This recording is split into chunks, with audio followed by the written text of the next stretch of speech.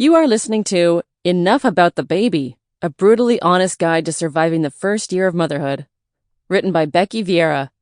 Narrated by Drayer. For Archie, I love you more. I love you most. It's a tie. Introduction. A friend of mine gave birth about a month before my due date. She was understandably busy, and it wasn't until a few weeks after her daughter was born that we finally connected. I expected to hear a typical recap of her time since the birth of her daughter, that she was tired, recovering from childbirth, but also deliriously happy and madly in love. Isn't that what all new moms say? She said nothing of the sort. "It's been awful," she began. "Don't get me wrong, I love my baby, but it's nothing like I expected." She went on to tell me that she was exhausted in a way she never thought possible, and actually didn't trust herself to drive a car. Her husband had returned to work, and she struggled to find time just to eat. She'd taken to shoving lone pieces of turkey lunch meat into her mouth as sustenance. She was in pure survival mode, and she sounded scared and unsure of herself, like she knew she was teetering on the edge of a cliff but didn't know how to step back and find safer ground. I was shocked. I'd never heard anyone speak of motherhood like this before. Of course, I knew it was hard. But this? She sounded like an over-exaggerating drama queen. I felt sorry for her that she was experiencing such a struggle, but I just knew it wouldn't be like that for me. After all, she was the first person I'd ever heard describe motherhood in that way. Maybe her hormones were surging after giving birth and clouding her opinion, right? Wrong. After I had my son, Archie, now 6 years old, I felt just about the same as my miserable friend, but wondered why we were the only two mothers who appeared to feel this way. Or if not, why hadn't anyone else told me the full truth? I don't think anyone was trying to deliberately deprive me of this information. A lot of new mothers forget the early days once they move into the next stage of motherhood. Sharing the harsh realities of those first months seems less important once they end.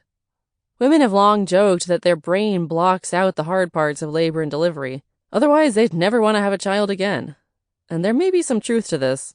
Plenty of research suggests that the various biological changes happening during pregnancy appear to have an impact on brain function, especially memory. In short, our bodies might actually be trying to focus our brains on the good parts so that we will have another baby and continue the human race. But it's more complex than that, of course. The universal nature of motherhood also seems to work against us. Instead of women banding together in solidarity about how difficult and challenging motherhood is, there is an attitude of, everyone has done it, so it can't be that bad. The moms who came before us didn't discuss the dirty details, and therefore many can't understand why this generation wants to. They didn't talk about the pain of that first postpartum poop, or how you feel existential panic about the thought of never being able to leave the house again without an overflowing diaper bag. Their mothers never told them, so they aren't telling us. They stayed silent and got through it, and they're leaving us to do the same. These women might want us to follow suit and keep silent because it's generational, and they just don't believe that women should discuss feeling depressed or the pain of cracked nipples. Or perhaps there is a sense of jealousy that keeps them quiet. They weren't able to openly share their struggles, so why should you get to?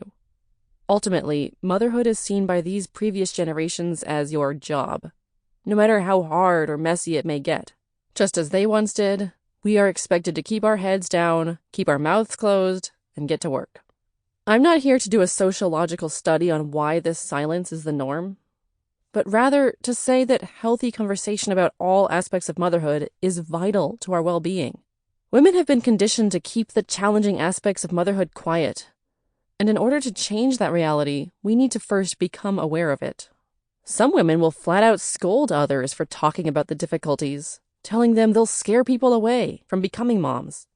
Others will be more subtle, cutting your story off midway and changing the subject, or recalling their own wonderful experience, intended to shame you into silence if yours was anything less than magical. It's a gut punch when you first realize that some women, especially other moms, don't want you to be honest. I remember one day at the park when another mom asked me how I was, and I began to answer her honestly. "I'm scared that I'm messing up," I said.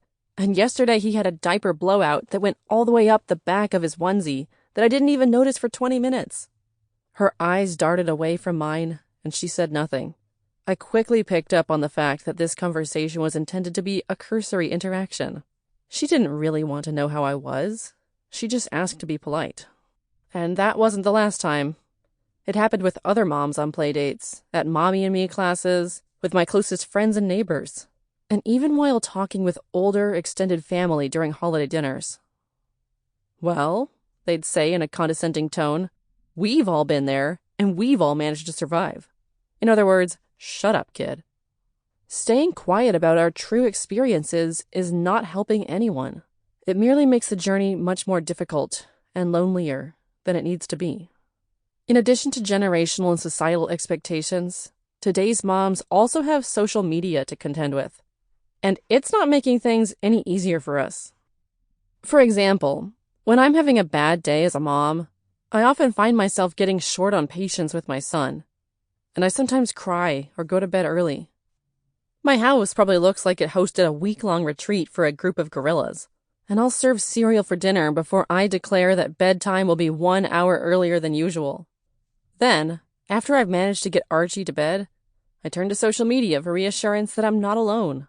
There is a strong chance I'll come upon the page of a mom influencer whose day looks nothing like mine.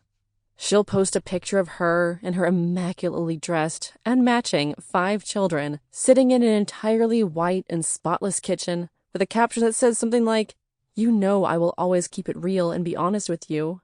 Today was one of my hardest days as a mama to these 5 kids.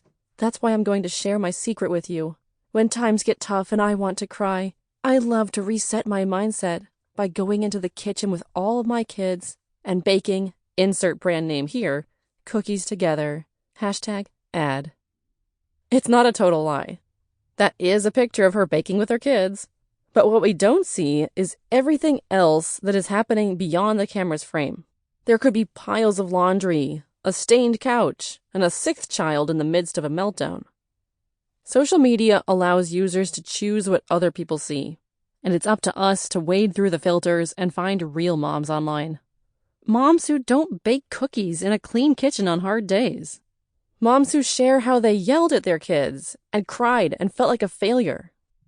I wanted to become one of those moms, the ones who are honest about motherhood.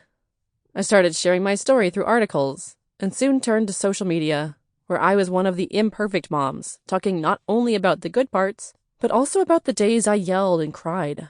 I found an immediate connection with other moms who had the same experiences. Seeing firsthand how moms find solace in hearing about the hard times, because it tells them they aren't alone and their feelings are common, is what led me to write this book. It's everything I wish I had known about the first year of motherhood. I've spoken with hundreds of other mothers, plus doctors, nurses, and experts in breastfeeding, baby sleep, family therapy, and even car seat installation. And it's all here to help guide you on the path I wish I had walked after my son was born. It's everything new moms need to talk about, but usually don't. Motherhood is harder than you think, in every respect. And better, too. Beyond embracing the honesty that we not only crave, but also need, we must step forward and advocate for ourselves as women and mothers. If we don't, no one else will. And we'll go about our lives sacrificing our own health and happiness for that of our children, partners, and everyone else. It's entirely possible to be a great mother and still have your needs met. Unfortunately, society is not yet ready to offer that to us, which is why we must demand it, starting with our partners and those around us. You'll notice mothers are often called superheroes, as if we're a wonder to behold. We are. I actually believe society started calling us that because it was easier for everyone around us to sit back and let us carry the load, while making it seem like they're complimenting us, rather than actually stepping up to help us and taking anything off our plates. It's okay to be selfish. It's okay for this journey to also be about you. In fact, you and your baby will actually thrive if you let yourself do that. The baby is going to be just fine. Now, let's focus on you. A disclaimer about terminology. I know that all families are unique and are made in different yet equally beautiful ways. Not all parents are married or live under the same roof. Some Sample complete. Ready to continue?